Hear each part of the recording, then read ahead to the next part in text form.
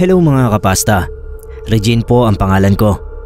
Currently ay nag-aaral pa rin ako sa kursong education at baka mga next year pa ay gumraduate na ako. Anyway, sa tagal ko nang nakikinig sa channel nyo ay naglakas loob ako na mag-submit din ng kwento tungkol sa CR ng university namin. Bale, nasa dulo ng mahabang hallway yung CR ng education department. Yun lang ang nag-iisang CR sa buong department. Kaya sobrang hassle, Sir Neb, kasi tatakbuhin mo pa yung mahabang hallway kung naiihi ka na talaga para marating yun. Malinis naman yung CR kasi masipag yung janitor na nakatoka doon, si Manong Lorenzo. Isang hapon pauwi na dapat kami ng mga kaibigan ko sa may boarding house kung saan kami tumutuloy. Nung makaramdam ako na naiihi ako, nagpaalam ako sa kanila tapos nagpunta na ako doon sa CR. Halos wala ng tao nung time na yon. Biyernes kasi at marami sa mga klase ang maagang natapos. Pagdating ko doon, binuksan ko agad yung ilaw. Paggabi na rin kasi kaya madilim na sa loob. Pumasok agad ako sa isa sa mga cubicle tapos umihi na. Nagsiselfone ako habang nakaupo nang mapansin ko sa gilid ng mata ko na para bang may dumadaan sa ilalim ng pinto ng cubicle. Tinigil ko yung pagsuscroll tapos hinintay na dumaan ulit kung ano man yung nakita ko. Mga ilang segundo pa, dumaan nga ulit yung sapatos sa harap ng pinto ng cubicle. Panlalaki yung sapatos, Sir Neb. Nakaramdam agad ako ng galit kasi pambabae yung CR na yon at dapat walang lalaki na pumapasok. Baka ako namboboso. Sinuot ko agad yung pang-ibaba ko, sabay tulak sa pinto palabas. Nung makalabas na ako, nilibot ko yung tingin ko. Wala na yung lalaki na naglalakad.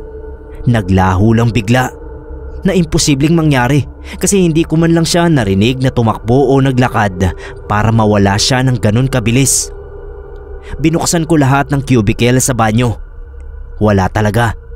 Nawala yung galit ko at napalitan ng konting takot kasi walang normal na tao na makakagalaw ng ganun kabilis nang hindi ko naririnig yung mga yapak. Papalabas na sana ako ng CR.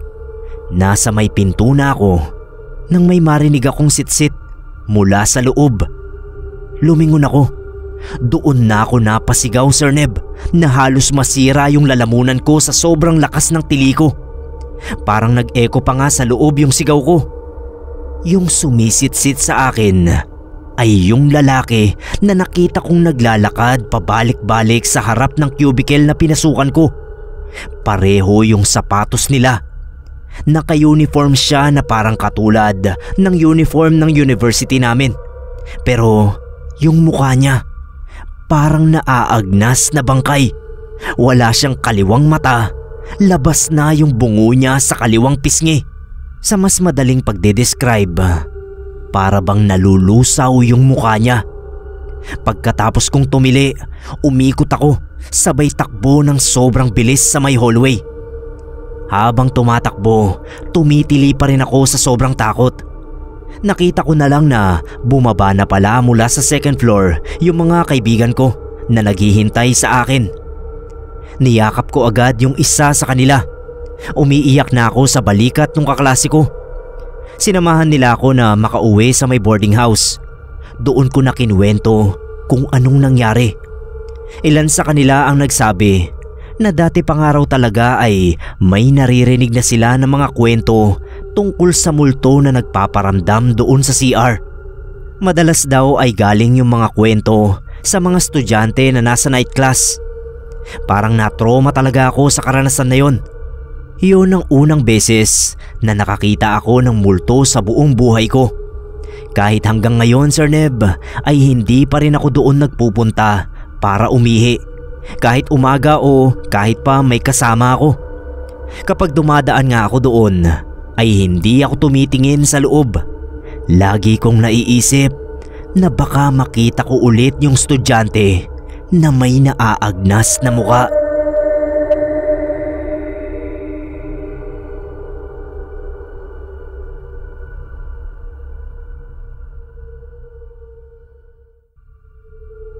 Good day sa lahat ng mga kapasta natin na walang sawang nakikinig sa channel na ito.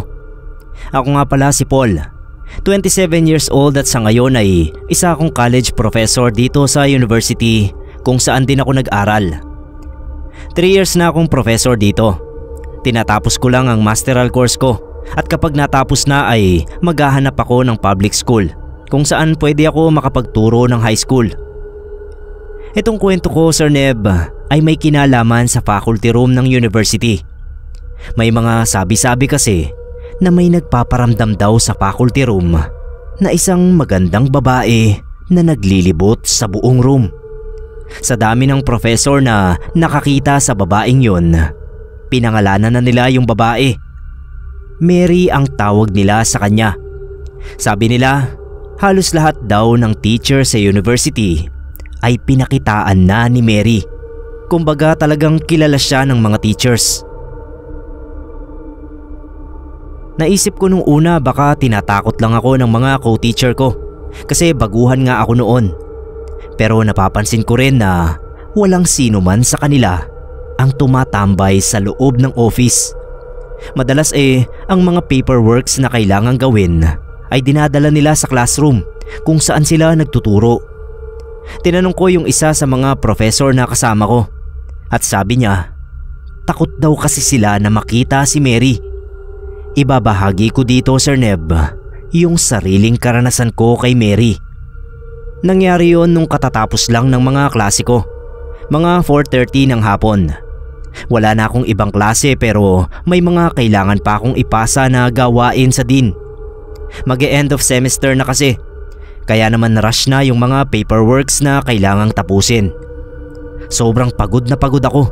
Kaya pag upo ko pa lang sa may table, inantok na agad ako. Wala akong kasama sa loob. Ako lang mag-isa. Pinatong ko yung ulo ko sa mga notebook. Sabi ko sa sarili ko, iidlip lang ako saglit. Tapos tsaka ko na sisimulan yung mga gagawin ko. Pero nakatulog ako. Kalagitnaan ng tulog ko, nakaramdam ako sa pisngi na parang may kung anong malamig na bagay. Hinahaplos ako nito sa pisngi, sa liig. Parang yelo, Sir Neb. Pagmulat ko ng mata, nakita ko yung isang babae na nakatayo sa harap ko. Puting-puti yung kasuotan niya na para bang a-attend ng kasal o debu. Ang haba ng itim niyang buhok. Sobrang ganda niya na halos kumikinang yung mukha niya. Nakakasilaw. Nakaupo lang ako doon. Hindi makagalaw sa pwesto. Hindi ko alam ang gagawin ko. Hindi ko sigurado kung nananaginip ba ako o totoong nangyayari talaga yon sa akin. Sa pagkakataong yon, alam ko na ang nasa harap ko ay si Mary, yung multong kinatatakutan ng mga kasama ko sa faculty room. Pero Sir Neb, kahit ganun, hindi ako nakaramdam ng takot. Nakatingin lang siya sa akin. Nginitian niya ako. Tapos naglakad siya papalayo. Nung malapit na siya sa pader, tsaka ko lang nakita na hindi siya naglalakad, kundi lumulutang siya sa ere. Bigla siyang naglaho na parang usok.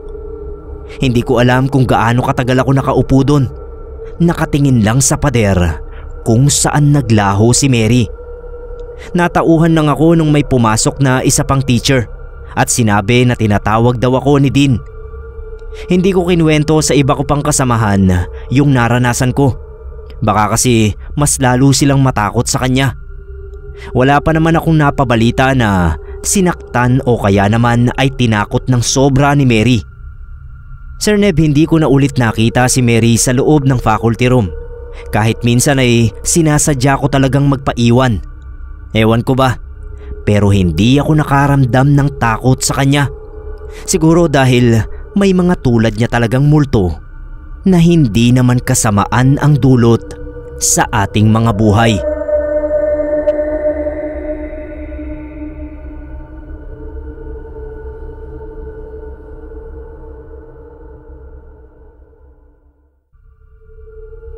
Magandang araw sa lahat ng mga kapasta natin.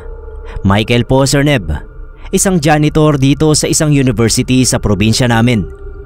Sir Neb, hindi ko na lang po babanggitin ang eksaktong pangalan ng school kasi baka malaman ng superior ko, malagay pa sa alanganin yung trabaho ko. 7 taon na akong utility dito. Maliit lang ang sahod pero libre naman ang tulugan at madalas kaming nalilibre sa pagkain kapag merong event o kaya may nagluto sa HRM students. Kaya lagi kaming nakakatipid sa gastos. Yun nga lang, bad trip kapag hindi marunong yung estudyante na magluto. Kasi nga nagpa-practice pa lang sila. Napipilitan kaming kainin kahit walang kalasa-lasa yung pagkain. Pero ayos lang sa akin yun, Sir Neb. Basta libre. Dahil isa ako sa pinakabata sa mga utility, ako lagi ang natutoka sa may technology. Bale, yun yung pinakadulong bahagi ng school. Isang beses, pinakuha sa akin ng isang professor doon ang sirang upuan sa room niya. Sabi niya sa akin, dalhin ko raw sa may bodega kung saan tinatago yung mga sirang gamit ng school. Kinarga ko sa balikat yung kinakalawang na upuan, tsaka nagtungo na sa bodega. Hiwalay yung room na yon sa mga classroom. Pagharap ko pa lang sa pinto, nakaramdam na agad ako na para bang may mabigat na kung ano sa dibdib ko. Yun kasi ang first time na pumunta ako doon sa bodega. Bale, baguhan pa lang ako nun, kaya hindi ko pa nalilibot yung buong school. Ginamit ko yung susi na bigay ng professor. Pagtulak ko sa pinto, pumasok ako. Sobrang dilim. Amoy kalawang at inaamag na kahoy yung bodega. Paglapag ko nung upuan, tsaka ko lang naramdaman na may gumagalaw doon sa likod na bahagi ng bodega. Nagtaka ako kasi sino ba yung magkukulong sa loob ng bodega na ang mga laman lang naman ay sirang mesa, upuan at kung ano-ano pa na kalaunan ay ibebenta lang din naman sa junk shop. Lumapit ako, dahan-dahan, kasi kung ahas yung gumagalaw ay tatakbo talaga ako palabas. Pagkadungaw ko lampas sa mga sirang bakal na upuan na pinagpatong-patong, nakita ko na may mga batang nakaupo doon sa may pader. 3 sila, naka-uniform na pang-eskwela. Kitang-kita ko yung itsura nila dahil sa konting liwanag galing sa malalaking butas ng bubong. Sir Neb, sunog yung mga mukha nila. Parang natutong na karne. Yung isa hanggang 6 ang tutong sa ulo. Yung isa pa, walang mga mata. Sabay-sabay silang tumayo at tumingin sa akin. Hindi ko alam kung anong pumasok sa utak ko, Sir Neb. Kinuha ko yung unang kahoy na nadampot ko at tsaka ako binato sa direksyon ng mga sunog na bata. Tsaka ako tumakbo palabas ng hindi lumilingon. Pagdating ko doon sa may kantin, nakita ako nung isa sa mga kasama kong utility rin. Tinanong niya ako kung anong nangyari, pero hindi agad ako nakasagot dahil sa kabang nararamdaman ko. Tsaka niya sinabi sa akin na may sugat daw ako sa kamay. Pagtingin ko, puro dugo na yung braso ko. Sumabit pala ako sa nakausling bakal nang hindi ko nararamdaman. Pinapunta niya agad ako sa may clinic at ginamot naman ako ng nurse doon. Doon ko na rin nakwento sa kanya kung ano yung nakita ko doon sa may bodega. Pagkatapos kong magkwento, tinawanan lang ako. Sabi niya, matagal na raw kinatatakutan yung bodegang yon. Kinuwento niya sa akin na noong 1997 daw, nasunog yung bodega na yon na dati palang kindergarten. May 3 raw na batang lalaki na nasama sa natupok na classroom. Simula noon, ginawa na lang bodega yung classroom na yon. Doon ko lang naisip na yung 3 batang nakita ko ay yung mga bata rin na nasama sa sunog. Pinauwi muna ako ng nurse at sinabi na magpahinga muna ako at sa sunod na araw na pumasok. Sunod na araw, Sir Neb, nagpasama ako doon sa isa sa mga katrabaho ko at nagsindi ako ng kandila sa harap ng bodega. Talagang naawa kasi ako doon sa narinig na kwento kung anong nangyari sa mga batang yon. Sa ngayon, tuluyan nang nilak yung bodega. Ayon sa mga naririnig ko, baka i-demolish daw para sa gagawing boarding house ng mga estudyante. Naisip ko na kapag natayuan na ng mga boarding house yung lugar, mga estudyante naman ang tatakutin ng mga batang multo na yon.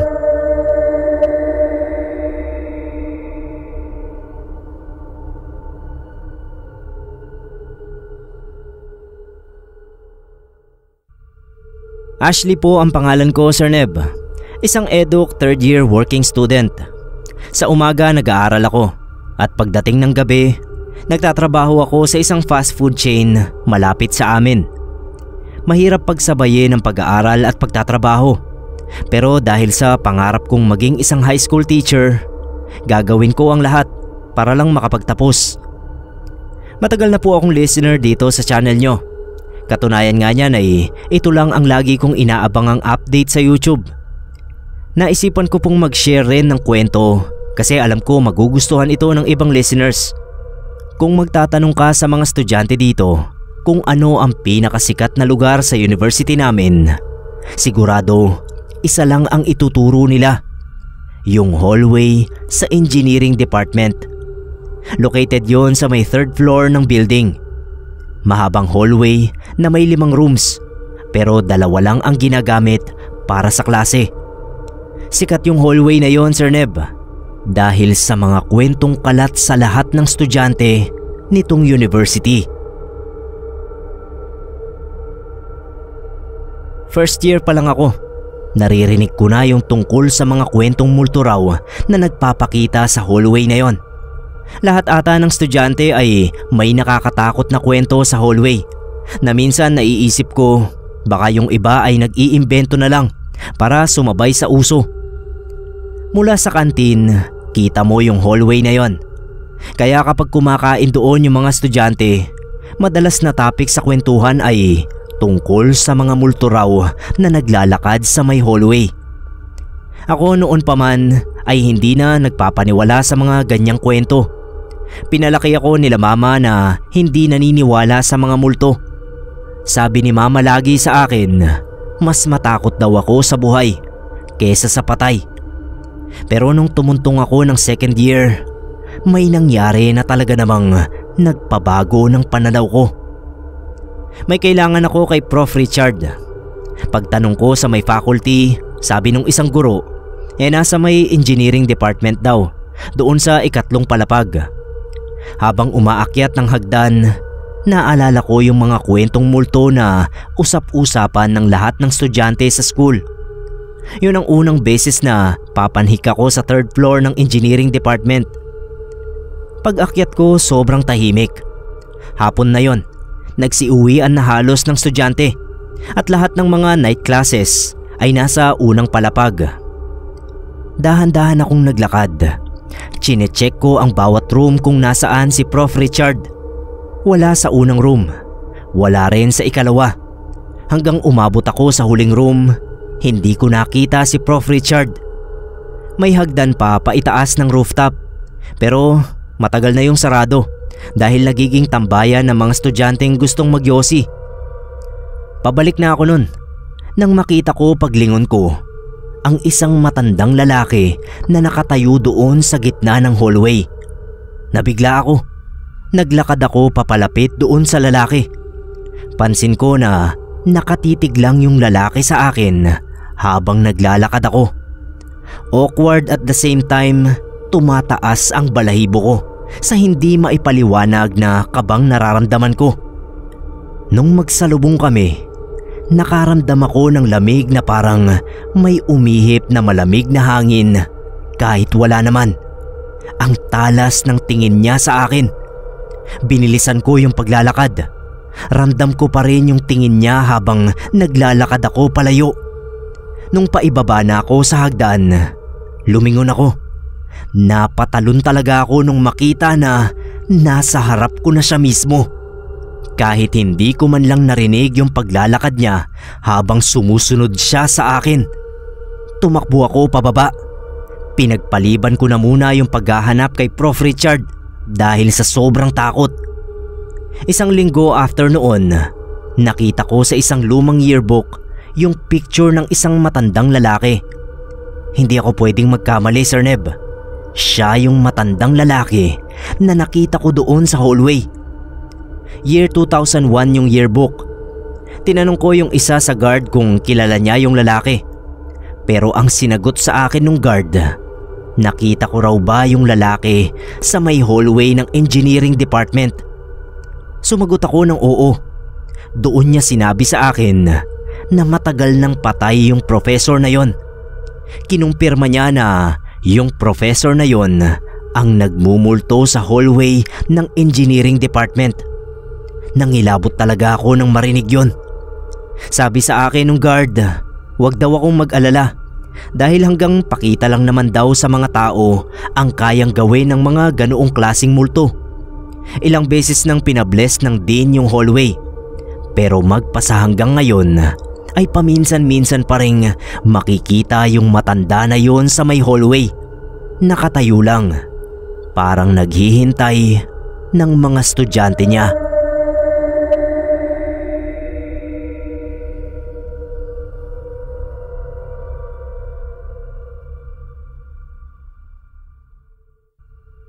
Hi po mga kapasta. Sana matanggap at maisama itong kwento ko sa susunod niyong upload. Ronnie po ang pangalan ko. Isang contractual na professor dito sa university. Contractual kasi nag-iipon lang muna ako ng experience bago magpa-ranking at makapasok sa mga public school. Unang buwan ko sa pagtuturo sa kolehiyo, may naranasan agad ako na talaga namang hindi nagpatulog sa akin ng ilang araw. Dito kasi sa university namin, may malaking social hall kung saan ginaganap ang mga indoor event ng school, mga graduation, ball at kung ano-ano pang event. Dahil nga contractual, wala akong ginagamit na sariling room. Kailangan ko pang tumawid sa bawat classroom tuwing lilipat ako. Usually para hindi na ako umikot pa, ay dito na ako sa loob ng social hall dumadaan. Monday ito nangyari. Katatapos ko lang ng last subject ko bago ang lunch break. Naisipan kong dumaan muna sa room ng isa sa mga katrabaho ko para ayain siya na sabay na kaming mag-lunch. Para marating yon, kailangan kong dumaan sa social hall. Pagpasok ko doon sa social hall, nakita ko na walang tao. Bigla kong naramdaman na nag-vibrate yung phone ko sa bulsa. Pagtingin ko, nag-text na nga yung katrabaho ko at sinabi na sa may faculty room na kami maghintayan para sabay na kami sa kantin. Pagtingala ko, nagulat talaga ako nung makita ko na may mga estudyante na tumatakbo papunta sa direksyon ko. Naisip ko na dapat narinig ko man lang yung pagpasok nila sa loob ng social hall. Pero hindi, parang bigla lang silang lumitaw. Medyo madilim sa loob ng social hall. May ilan namang bukas na ilaw pero konti lang talaga. Habang pinagmamasdan ko yung mga estudyante, hindi ko maaninag yung mga mukha nila. Tumayo lang muna ako at inisip na papalampasin ko na muna yung mga estudyante bago maglakad palabas. Nung malapit na sila sa akin, tsaka ko lang na-realize na walang tunog yung mga yapak nila. Sinigawan ko yung mga estudyante. Sabi ko wag silang tumakbo sa loob ng social hall. Pero imbis na bumagal, Sir Neb, nakita ko na diretso lang ang takbo nila sa direksyon ko. Sumigaw ako dun sa mga estudyante. Pero huli na. Nasa harap ko na yung isa. Babangga na siya sa akin. Sinangga ko yung bag na hawak ko sa papasalubong na estudyante. Ilang segundo rin ako sa ganoong posisyon. Pagbaba ko ng bag, wala namang nangyari. Nilibot ko yung tingin ko at wala na yung mga tumatakbong bata. Hindi ako makapaniwala sa nangyari. Unang naisip ko, nananaginip ba ako ng gising? Imposible kasi na lumitaw na lang at maglaho ng basta-basta yung mga estudyante na yon. Lumabas na ako ng social hall at dumiretso sa faculty. Habang kumakain sa kantin, kinuwento ko sa co-teacher ko yung nangyari. Hanggang ngayon, Sir Neb, ilag na ako sa social hall. lalo na kapag mag-isa akong dadaan doon. Naikwento sa akin ni Manong Guard na talagang may nagpaparamdam sa lugar na yon. Madalas niya raw marinig yung tawanan ng mga estudyante kapag nilalak niya yon sa hating gabi. Hindi niya lang daw alam kung meron bang backstory yung mga estudyante na yon. Kasi matagal na raw siyang guard sa school na yon at wala naman siyang narinig ng mga kwento na may namatay doon o ano. Siguro raw ay mga ligaw na kaluluwa lang ang mga estudyanteng yon.